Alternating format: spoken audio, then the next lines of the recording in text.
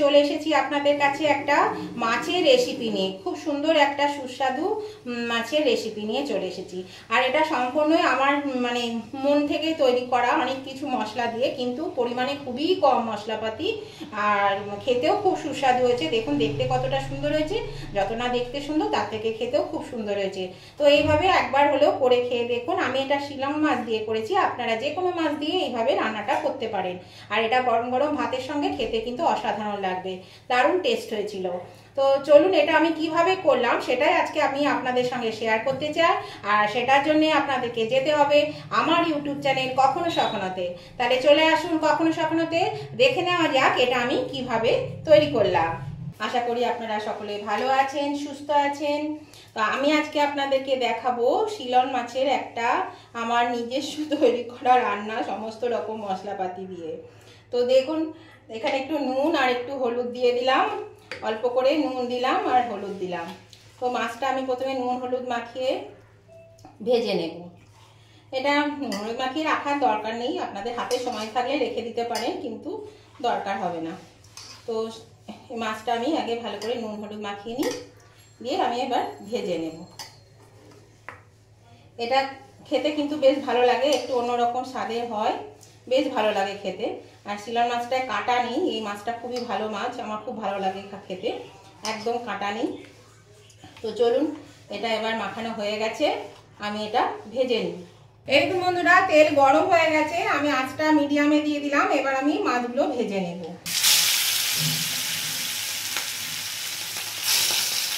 এগুলো আগে আঁচটা আমি কমিয়ে দিলাম, মাছটা দিয়ে দিই তারপরে বাড়িয়ে দেবো। মাছটা একটু ফোটে, সেই জন্যই মাছটা আগে আমি দেখুন বন্ধুরা আমি মাছটা ভেজে তুলে নিয়েছি। আর অনেকটা তেল ছিল, তেলটা কিছুটা কমিয়ে দিয়েছি। এবার আমি এই তেলের মধ্যেই রান্নাটা করব। প্রথমে আমি এই তেলের মধ্যে একটু নুন দিয়ে দিচ্ছি। আজকে মাছ ভাজার সময় নুন দিতে ভুলে গেছি, তো নুন দিয়ে দিলে ভালো হয়, মাছগুলো লাগে না। তো লাগেনি, দেখুন একদম কড়া পরিষ্কার, আজকে মাছ একদম লাগেনি।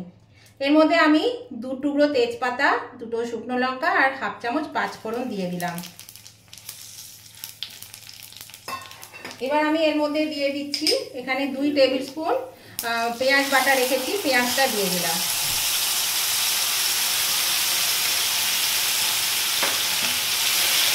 আর এখানে আছে হাফ টেবিল স্পুনের মতো রসুন বাটা, রসুন বাটাটাও আমি দিয়ে দিলাম।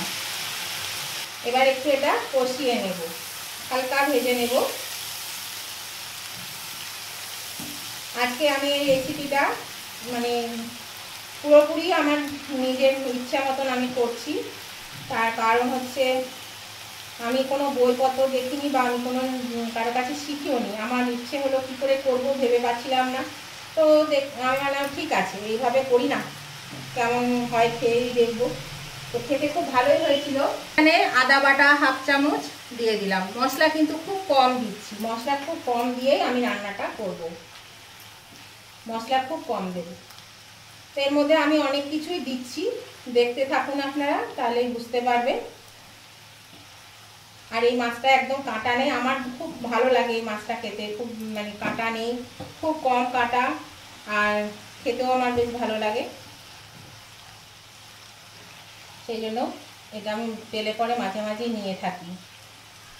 আর এই মাছটায় কিন্তু যেহেতু কাঁটা কম, সেই জন্য এই মাছ দিয়ে পকোড়া বলুন, তারপরে ফিশ ফ্রাই, এইসবগুলো খুব ভালো হবে।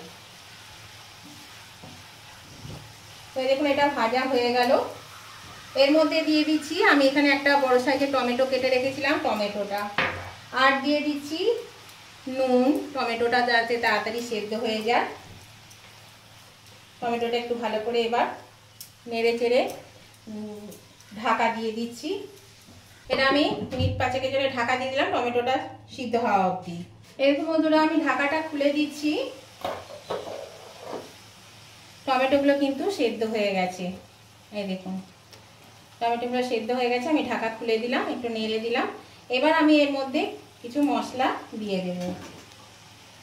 প্রথমে দিয়ে দিচ্ছি এটা টক দই দেবো, সেই জন্য একটু 1 চামচ মতো চিনি, হাফ চামচ ধনে গুঁড়ো, হাফ চামচ জিরে গুঁড়ো, ঝাল অনুযায়ী একটু লঙ্কা বাটা, কাঁচা লঙ্কা বাটা দিলাম, আপনারা শুকনো লঙ্কাও দিতে পারেন। এখানে নিয়েছি হাফ চামচ না 1 চামচ সর্ষে বাটা আর 2 চামচ মতো পোস্ত বাটা এখানে নিয়েছি। আচ্ছা, আর নিচ্ছি এখানে টক দই, এটাকে আমি ওই 2 টেবিল স্পুন মতো টক দই ফেটিয়ে নিয়েছি। এটা আগে নেড়ে চেড়ে নিই ভালো করে। এরকম বন্ধুরা মশলা থেকে তেল ছেড়ে দিয়েছে, মশলাটা কষানো হয়ে গেছে। তো এবার আমি এর মধ্যে দিয়ে দেব, আঁচটা কমিয়েই এই টক দইটা দিয়ে দেব। টক দইটা দিয়ে ভালো করে আঁচ কমিয়ে আগে মশলার সঙ্গে মিশিয়ে নেব, তারপরে আমি জল দেব। মশলার সঙ্গে আস্তে আস্তে মিশিয়ে নিই। এরকম বন্ধুরা মশলাটা কষানো হয়ে গেছে। এর মধ্যে আমি একটু কাশ্মীরি লঙ্কা গুঁড়ো দিয়ে দিলাম, আর দিয়ে দিচ্ছি হলুদ গুঁড়ো। হলুদ গুঁড়ো দেওয়া হয়নি, হলুদ গুঁড়ো, আর প্রয়োজন মতো নুন, কেননা নুনটা বারবার দেওয়া হয়েছে কিন্তু কম করে করে, সেই জন্যে আর একটু নুন দিলাম। দিয়ে আবার আমি মশলাটা ভালো করে কষিয়ে নেব। এই মশলাটা আমি ভালো করে আবার কষিয়ে নেব। তো নতুন বন্ধু যারা এখনো আমার চ্যানেলটা সাবস্ক্রাইব করেনি অথচ আমার ভিডিওগুলো আপনারা রেগুলার দেখেন, তাদের কাছে আমার অনুরোধ, অবশ্যই আমার চ্যানেলটা সাবস্ক্রাইব করে আমার পাশে থাকবেন, আর পাশে থাকা বেলটা অবশ্যই ক্লিক করে দেবেন। তাহলে আমি যখনই আমার ভিডিও আপলোড করব সাথে সাথে নোটিফিকেশন আপনাদের মোবাইলে পৌঁছে যাবে, আর সবার আগে আপনারা আমার ভিডিও দেখতে পাবেন। আর উভয় বন্ধুদেরকে বলছি, আমার নতুন এবং পুরনো রেগুলার যারা আমার ভিডিও দেখেন সমস্ত বন্ধুদেরকে আমি বলছি, আজকের এই রেসিপিটা যদি আপনাদের পছন্দ হয়ে থাকে তাহলে দেখতে দেখতে যদি লাইক দিতে ভুলে গিয়ে থাকেন, এখনো পর্যন্ত যদি লাইক না দিয়ে থাকেন তাহলে অবশ্যই কিন্তু লাইক করে দেবেন। প্লিজ লাইক বাটনটা প্রেস করে দেবেন।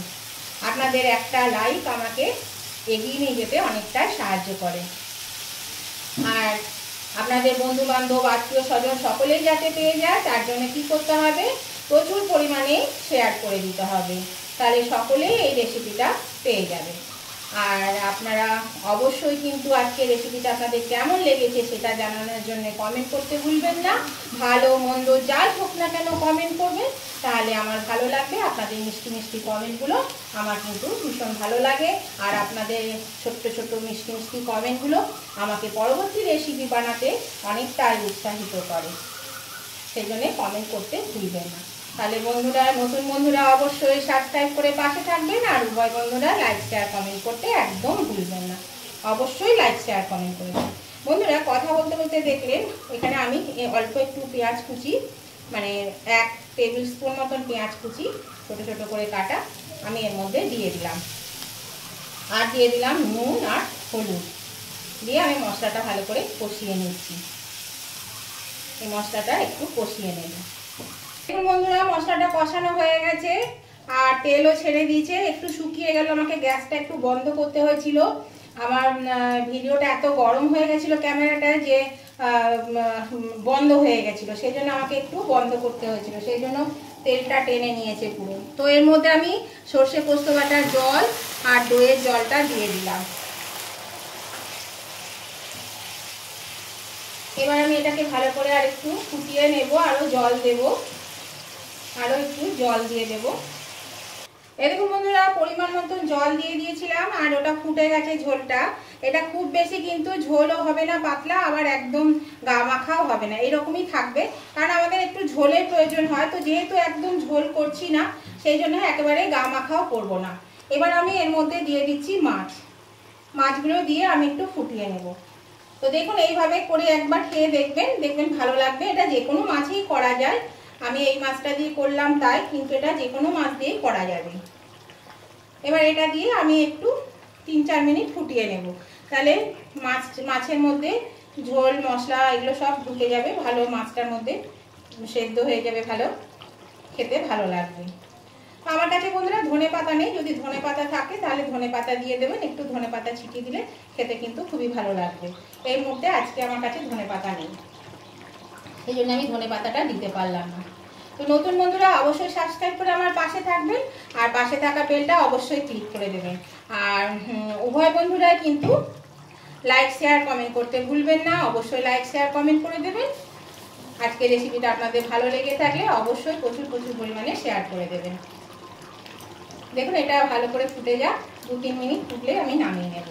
দেখুন বন্ধুরা এটা ভালো করে ফুটে গেছে, আমি 2-3 মিনিট পরে ফিরে এলাম। আর বেশি ফোটাবো না, মাছটা নরম মাছ, তাহলে মাছগুলো কিন্তু ভেঙে যাবে। তো এবার আমি গ্যাসটা অফ করে মাছটা তুলে নেব। গ্যাসটা অফ করে দিলাম বন্ধুরা, এবার আমি মাছটা তুলে নিচ্ছি। আর ভালো যদি লেগে থাকে অবশ্যই কিন্তু লাইক শেয়ার কমেন্ট করবেন প্লিজ। আর নতুন বন্ধুরা সাবস্ক্রাইব করে আমার পাশে থাকবেন। আমি এভাবে মাছগুলো সব তুলে নিচ্ছি।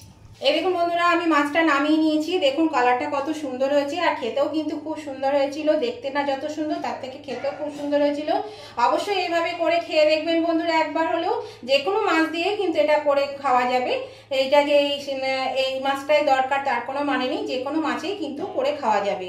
তো এইভাবে অবশ্যই একবার ট্রাই করবেন, ভালো লাগবে আপনাদেরও।